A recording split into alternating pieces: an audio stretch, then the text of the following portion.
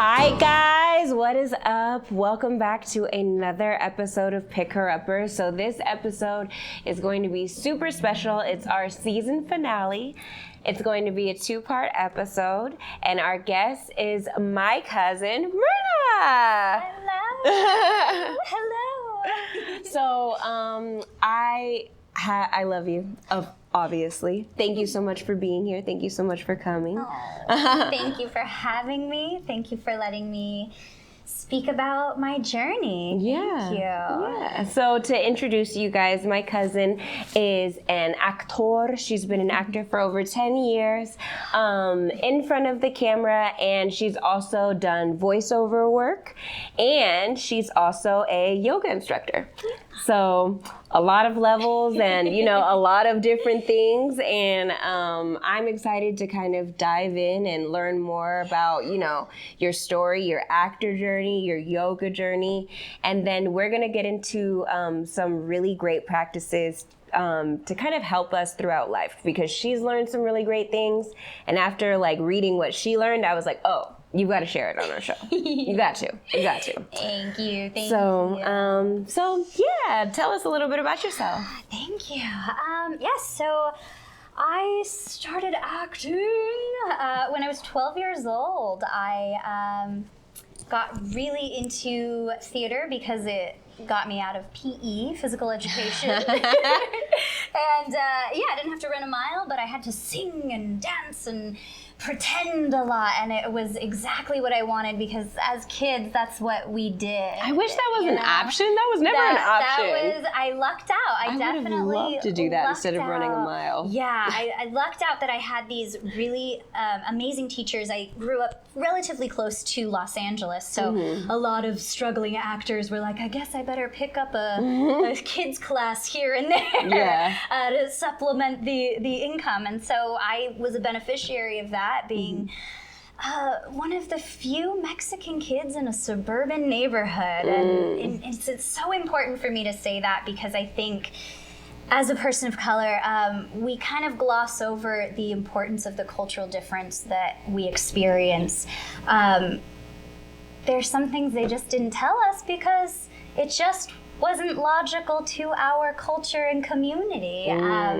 So that was a big tumult in my life, a big why doesn't anybody get me? Why am I so weird? Yes, I love to sing and dance and run and cry and laugh. And why doesn't anybody else in my neighborhood and my family think that this is cool? Right. So this was a deep kind of weird pain that grew up with me. And growing up with that pain and with that confusion of, I call it cultural dissonance almost, I learned a lot of not great habits. Really deep mental masochism, if you will, that, I just beat myself up. I just wasn't good enough. I wasn't a good enough actor, so I didn't get the lead role. I wasn't a good enough dancer, so I didn't get the solo, and all of that stuff. And really listening to those stories that I told myself now as the adult Myrna, I'm like, oh, girl, it's just because you didn't have blonde hair. It's just because the vision that person wanted of their play didn't include you. Right. Because they never even saw you before, and they didn't know how to incorporate your differentness. Yes. And of course, I also have to end that caveat of growing up in theater with all of suburban, gentle, sweet, wonderful white people, though. I was the only Mexican in theater, in community theater in my neighborhood. And I was the only kid who said, my dad's a gardener, and not, my dad's a lawyer, my dad's a doctor, my dad is a architect. These were real jobs. I was like, why doesn't my dad have that? So I learned a lot of really great things about projection, about openness, about memorizing things all through, junior high, high school, college even. But in college, those insecurities really compounded on themselves. Back was always hurting. I was always hunched over. I was always tired. I was always just losing my voice.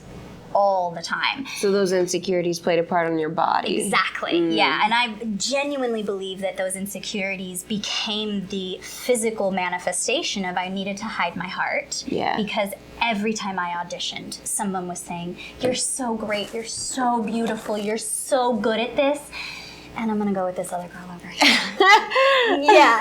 That's the worst. Yeah, and as an actor, you have to get used to it because this is the job. We interview, we go to interviews every day, and some people say get thicker skin. I say find deeper rooting. And so we'll dive into that with the Yogi story. But so a lot of the physical pain and the physical just exhaustion was a manifestation of holding that worry that I'm not good enough. How am I going to be good enough?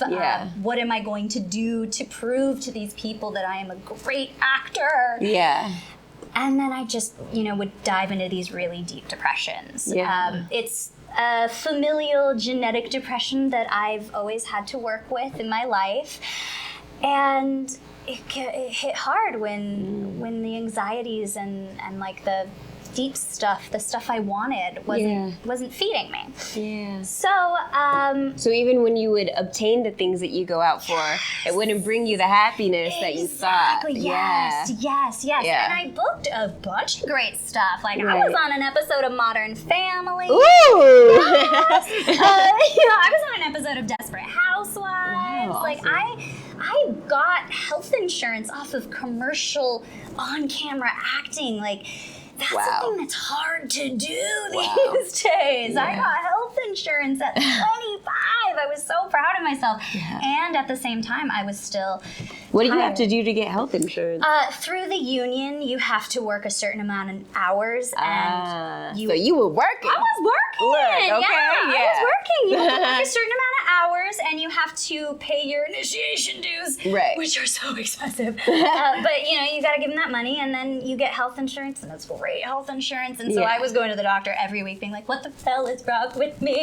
I'm always tired. I'm always sad. I can't drag myself to these auditions even though I want to be there. And when I get to that audition, the first thing I do is, oh God, I don't know what I'm doing anymore. Right. And I would get a bunch of thank you so much. Get out. They wouldn't literally say get out. Right, but that's what it feels like. Exactly. It's like the rejection and you knowing like, I'm good, I don't understand. Exactly. And I what really was like the deep story I was telling myself is I feel fine, I am good, so I should be able to do this. Right. And I specifically point that out because part of the yoga journey was figuring out the semantics of what are the words that get you in your way? What are the words, what are the feelings, what are the ideas that stop you in your track and decide for you, I don't know what I'm doing anymore? Yeah. And so, at 25, I was shaking all the time, but working, and I was like, okay, I can figure this out. And I, finally went to a therapist, and she was like, well, there's a lot we gotta do. Do you have something that you can... Do you like to work out? And I was like, no. I don't. I try you see this body? Who needs to work out? Well, to caveat that, I was I danced because I wanted to be a musical theater major. I wanted to have a control of my body. Deep down, I knew that I needed that. Yeah. But I was so jaded by the dancing process. And thus, in part, I work with a lot of dancers because I'm like, we're going to heal our bodies. But the process of being a ballerina, of being a dancer, is push it. Right. No pain. You push your body, no gain. Right. And I don't know. I don't believe in it's that. It's not good. No, People push themselves, they max out, and then they're getting double hip replacements by the time they're 21. Like, just craziness because they're dancing 70 hours a week and they want to be the best and they want to be perfect. Yeah, definitely. So when and that's not, that's not only for dance. That's like that's an athlete everybody. culture. Oh, Yeah. yeah. That's gym culture. Yeah. That's athlete culture. That's anytime you want to make your body look a certain way, they all of a sudden, all of us adopt this idea that, I have to look away, so I have to do it a certain way. Right. And that creates... And if I'm not hurting, it's not working. Exactly. Yeah. And as a yogi, that creates tension. And tension is neither bad nor good, just like eating that chocolate cake is neither bad nor good. It's how much. How much you balance with cool water. Right. You know, how much you balance with restoring the body, taking quality rest. Yeah. And these were all things that I learned through figuring out, okay, my therapist says I need to do something with my body because I'm jaded and frustrated about when I couldn't get my leg over my head like all the other dancers. And they would say, Myrna, thank you so much for joining us. Get out of this dance audition. So what do I do with my body that says, yeah, you're doing good? Yeah. And I found myself in a yoga class. I should caveat all of that with saying I was a yogi when we were little. Oh, really? Yeah. Oh, yeah. So I was 25 and racked with all this crazy guilt and shame and I can't do. But when I was a kid, I had plenty of anxiety as well, and most kids do. Right. Our parents, they're doing the best they can with what they have. To be on this planet is to be a little tortured. Yeah. Yeah, and to grow up on this planet, even though our parents are doing the best they can, it's going to affect us one way or another. Right. And, my parents had their own journey that was very rocky, and it unfortunately bled into us kids. So I had a ton of school anxiety as well. I was the kid that was like, if I don't have straight A's, I will die. Yeah. I'll just die. I don't know what else will happen. Yeah. If I'm not doing... I don't know what else will happen. I'm just gonna die. I'm just gonna disappear, I guess. Yeah. If I don't do the school play in the student-associated body, or whatever that is. Yeah. If I'm not doing all of these things with the school and proving that I'm a really good student, then I'm not. And if I'm not, you might as well just take me out to pastures, because what's the point? Yeah. So I had a lot of that, and my mom was like, you're getting nightmares. I was getting weird nightmares as a kid, night terrors as a kid. Yeah, so my mom took me to the doctor, and that was really the seed that planted in the doctor. He was like, your daughter's perfectly healthy, but she needs some tools on how to deal with her anxiety. So I had... what age was this? Oh, I was like 10. Oh my gosh, super little. Yeah, super little. Just stressed out. Oh my gosh. Yeah, and my whole family was. I mean, we were all stressed out at that time. But I got this really awesome, I'm going to date myself here, this really awesome cassette. It was so cool. I mean, I was still 10, but, I had this cassette where these two doctors would just quietly ask you to take notice of your feet. And then all of a sudden in the background, there'd be like these ocean waves, and I'd be laying down in my mom's bed, and I'd be like, okay, just take a notice of your feet. And then you notice your feet, and then they tell you to travel up the body and figure out how to just breathe slowly. And it became this, like, I didn't know it was a meditation practice. I was gonna say, that's like relaxing right there. Like, I'm ready to meditate. Like, no idea. It's a meditation practice. My meditation cassette. And that's so what I cute. was doing and cultivating. And so there was this I need one of those now. Let's do it. Let's do it. How can I do this? So it started there. But, as we grow up, we throw away things that we don't know if we needed it or not. And especially if you're like, how I was, that I'm going to be an actor from 12 on. That's what I'm going to do. Right. So I lost my way with yoga. And when I was 15 and super sick with kidney infection, Wow. Yeah. Oh my gosh. Yeah, it manifests that deep. I stayed home one day and was in my older sister's room because she had the TV in her room and I wasn't allowed to have a TV yet. And so I was in her room just like nursing my tired kidneys and drinking water. My mom was like, "Are you okay? ¿Estás bien?" I was watching TV. On TV, this asana practice, the yoga physical practice, came on. I think it must have been like ESPN or something silly. Yeah, right? Early morning. Yeah. It was this weirdest thing I had ever seen on TV. Yeah. Like yoga on TV? Yeah. Like, what? Yeah, super weird, but I was like, these That was weirdos. definitely God. Like, just random, like, putting that on there. This. Right. Yeah, and it was like, at first, because I was home for maybe like a week. The first episode, I was just watching it and like, what weirdos? Not what weirdos. Yeah. But then you kept watching it. Exactly, because that's where it starts, where you just kind of accept that, like, what are they doing over there? Yeah. And then it turns into like, oh, that's my show. I gotta watch these weirdos again. And then the third day, I was like, oh yeah, I could do a down dog. I'm gonna give it a try. Yeah. And then they somehow through the TV, I was like,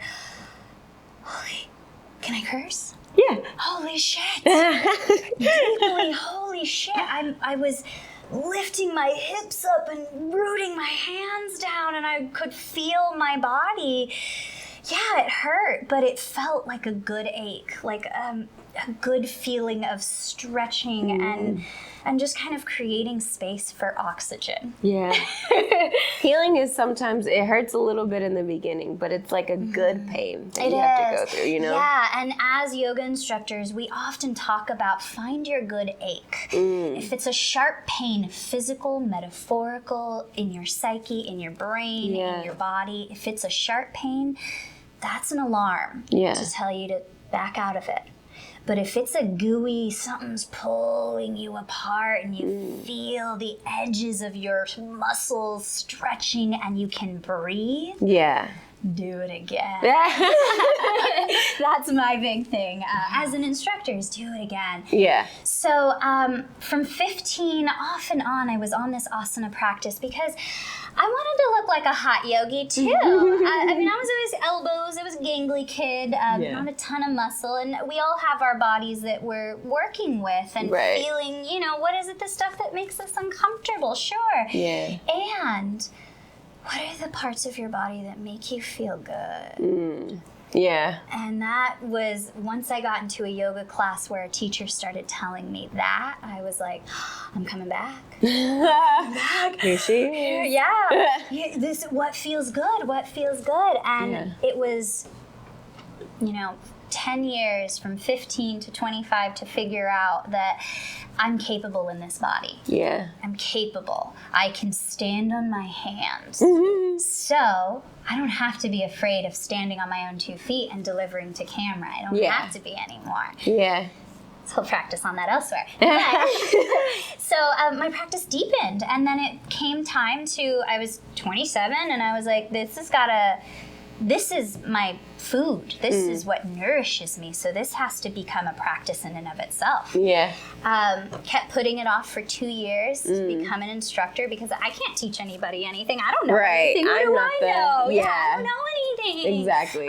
2 years of well, you know where your hands are. You know how big they are. You know where your feet are. You know how to stand. Like, you could, maybe. So, lightning fire.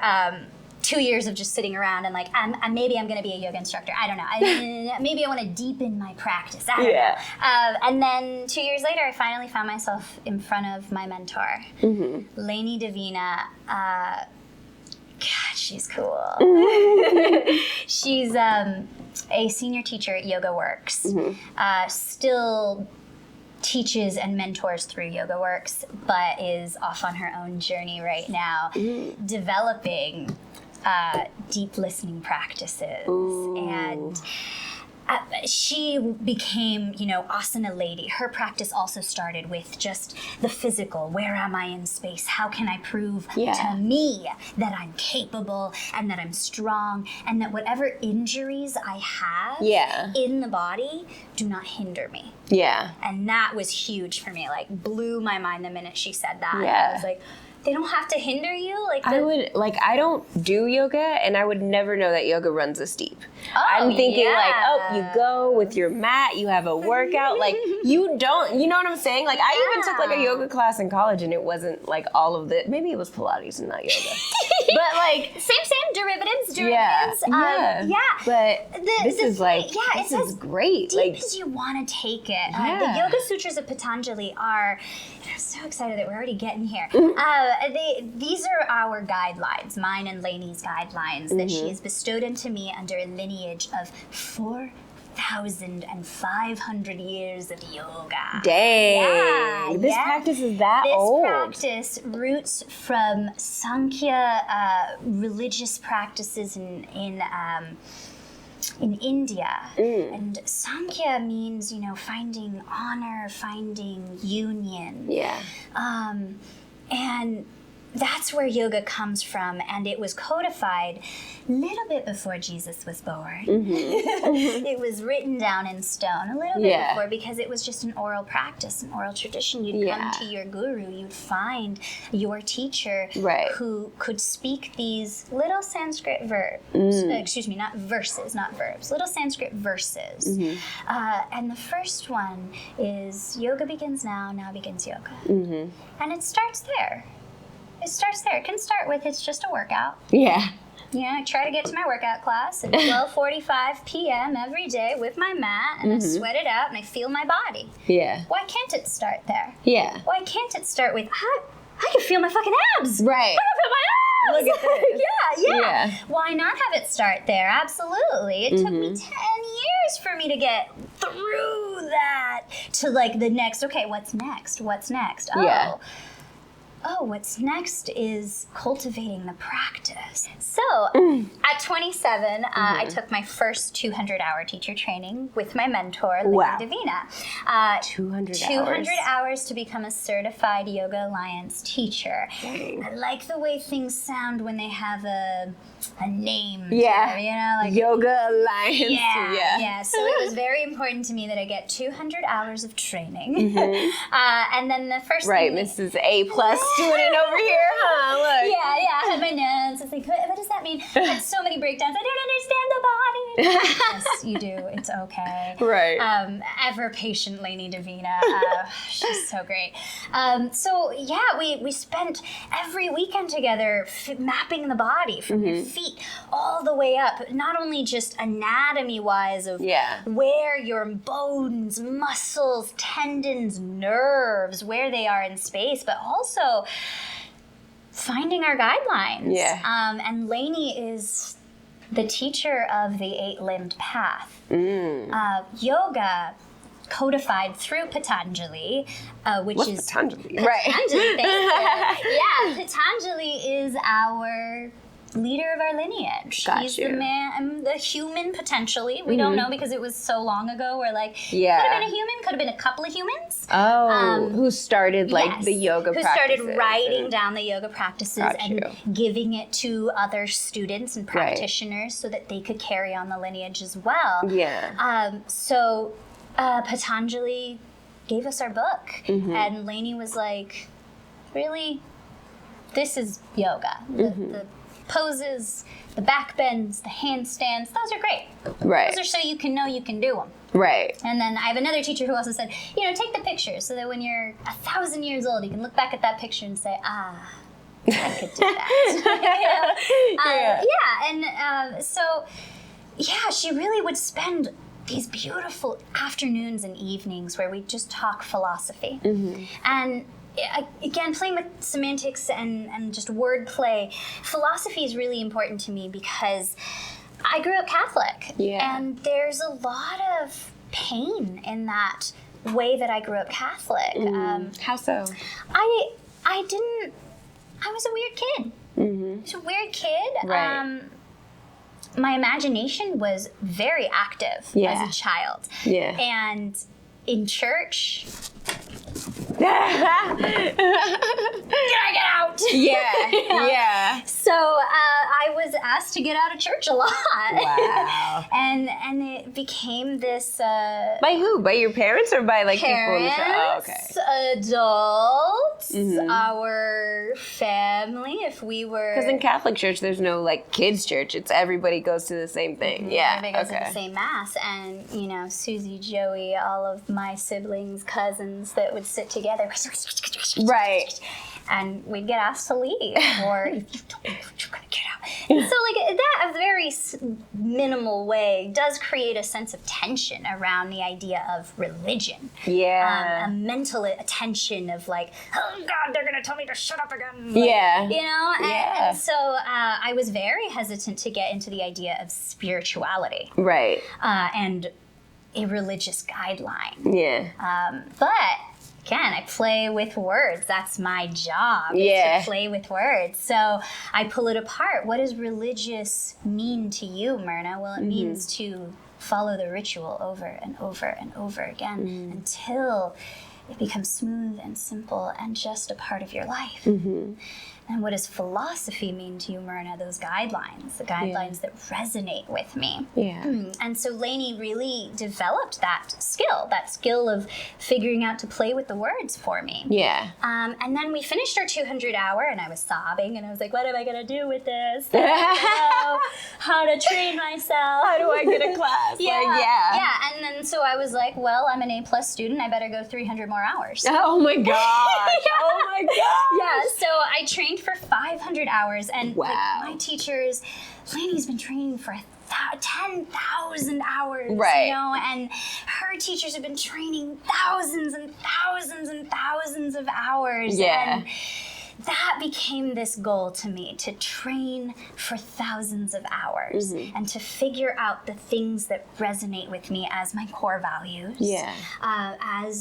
As my symbols for life, and like how do I do that? And so Right. the 300-hour program was a lot more spirituality. Now get comfortable with knowing this information about your body. Yeah. Specifically yours, Myrna. Yeah. You know, and it does start there, like specifically where does your body lie in space?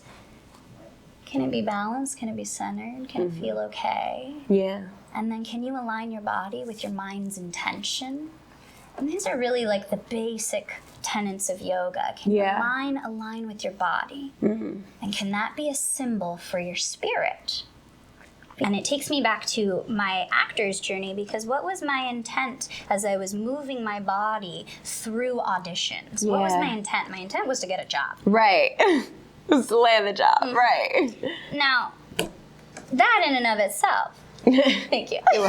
That in and of itself is kind of counterintuitive, because what they want to see is you play with the words. You show what it feels. Yeah. And to go in with, I want a job. Right. You're already not going to get the job. Yeah. It's not about the job. Right. And so I had to train my mind to do that through 500 hours of yoga training. Just like work, you know? Yeah, just a little 500 hours. But no, I tell everybody that the reason I took those 500 hours and continued, because, you know, I came to this deep listening practice and curriculum through Lainey, again, learning some more training. This was an extra, 15 hours or so. And so everything is accumulating so that I can tell you guys the easy tips. Right, okay. Make it plain for us. Yeah. And that, resonated with me with some of my teachers, that they would expound and say, I also take thousands and thousands of hours of training so that I can figure out what's happening in here. Yeah. And that I can be okay with what's happening in here and present the best self to others. I love when we discover things in another lane and it kind of applies to every area of our lives, And it's just like, wow, I'm really in alignment. I'm really where I'm supposed to be. Look at how all of these things intertwine. And so for your yoga journey to go back to your, your profession as an actor, and for it to like help kind of make things in your life make sense. Yeah. That's beautiful. Yeah. It's definitely explaining things. Going into the 500 hour, I was like, all right, I'm giving up acting. Yeah. It's yoga journey for life. Yeah? Yeah. Oh, Wow. yeah. And right when I got in there, it was tumult, a lot of stress because all of a sudden I've got a call back. All of a sudden I'm on TV again. What the hell? And, and it was Lady going, and bring it back to center because that's what you've been preparing for with your practice. Right. Which is why I tell everybody, like, come to yoga. And there's a joke that how do you tell someone's a yogi? They'll tell you. Right. It's true, and it's because it gives me such joy, and it helped me so profoundly to figure out how to ascertain how to move through that weird job, the weird feelings I was getting because of my job, and that it's not it doesn't have to be a job anymore. Right. The thing you love again. Yeah. So when did you get into the voiceover part of it, and how did Thank you. Yeah, great question. So voiceover happened during yoga. Okay. It started slowly and gradually, and it became this thing that I easily could do. Because we come from a lineage of voices, I think. Yeah. We do. Yeah. I've been doing accents at least since the second grade. That was the first play that I had to do an accent in. Yeah. Yeah, exactly. Yeah. And we grew up around accents. Right. We grew up around different languages. Yeah. So voice was always going to happen. Yeah. I just was too wrapped up in my fears to recognize that I could do that. Yeah. So I bumbled through an audition and was like, I guess I did a voiceover audition. Didn't know what it was for. Yeah. Got a call a month later and they were like, Myrna, you're going to be on the new Star Wars cartoon. And I was like, what? So Star Wars was first? Okay, let me clean that up. You're right. Because I was like, I thought Disney, well, Disney, you know, I've just been following thank you, your whole path, right? Well, I bumbled through apparently a lot of auditions and wasn't even aware of it now. Right. So the first job I got was The Descendants. So I got to play Captain Hook's daughter, Suja Hook, which was just so fitting because I could be loud and obnoxious and feel comfortable because the character had to be loud and obnoxious to feel comfortable. But even then, I was still working through the, oh my God, what are they talking about? They turned off the sound. Oh, when they would talk on the other side of the glass. When you get off air and you're like, what did I do? I did everything wrong. And knowing now, they're like, oh, you know what? The animation's 3.2 seconds shorter. What can we rewrite to be 3.2 seconds shorter? They're not even talking about you. No, not talking about me. And I'm sitting there like, baby, I'm done. Not I'm done. Yeah. So it took up until I could see through Descendants, through Elena of Avalor. They gave me a rap song. You rap? I rapped. Oh my gosh. So uncomfortable. Oh my It was gosh. so uncomfortable. But in doing that, in being like, okay, you gotta be uncomfortable. Yeah. Make it work and listen. In doing that, I was able to like, okay, I have a little bit more space. I have a little bit more sense of grounding because I'm doing it, but also because I learned it through these cool yoga things. These 500 hours. These 500 hours. Yeah. So it took a lot of time for me to gain the confidence to kind of be okay with saying I'm an actor, I'm a voice actor, and I'm pretty cool. I'm pretty good at it. Yes, you are pretty cool, and you're very good at it. Thank you. Thank you. Yes. I worked a long time to get here. Maybe not the longest time because, you know, Morgan Freeman was definitely working longer than I was. You know? But and by no means do I think I'm of caliber of Morgan Freeman. You're definitely Morgan Freeman. But it says a lot about being able to just feel your grounding and feel like you are capable. And if you've never been told you're capable, and you've never seen yourself do something like this before, something challenging as this before, it just gets harder. It's hard on the mind. So Yeah, I lucked out. This smile is just me did. beaming with pride. I love it. I love it. It's because I think people just don't understand how hard voice acting is to get into. And it's like you didn't just have one role. You are having multiple roles. You're in DC Heroes. You're in Star Wars. You're in Disney. You know, I'm just like, I'm so proud of you. Thank so you. happy about your journey. Thank you. Again, it took a lot away from, family and other passions that I really wanted to cultivate, but felt like, no, I have to be the actor. Right. But, in myopically doing that and then finding a way to open up, it takes a while. Yeah. It especially takes a while if you don't have anybody to tell you how to do it. Definitely. I think in our 20s, and I'm still in my 20s and I'm still growing, but I think something that we learn when we start off in our early 20s, we think we can only do one thing. We have to focus on that one thing and do it well. And then as we continue to grow, we realize, oh, my gifts and my talents can be used in multiple ways to do multiple things. Exactly. And to, because your purpose doesn't mean only one. Your purpose can only be with this one thing. And that they all inform each other. I'm a better actor on screen now because I'm like, oh, I didn't know how big my hands are. Before I was like, oh, God, what can I do?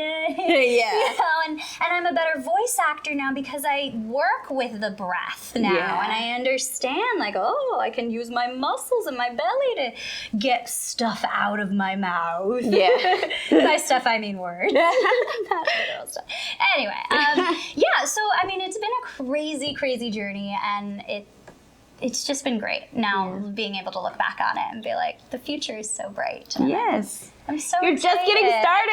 You're so young. Like, this is so long. Yeah. There's people who are like servers for years and who are just still waiting on their break, I know them, like I was 10 years a server too. I get it. It's hard work. But again, come back to the body. And as a server, if there are servers listening and watching, please take a yoga class. Right. I promise it'll make the trays feel lighter.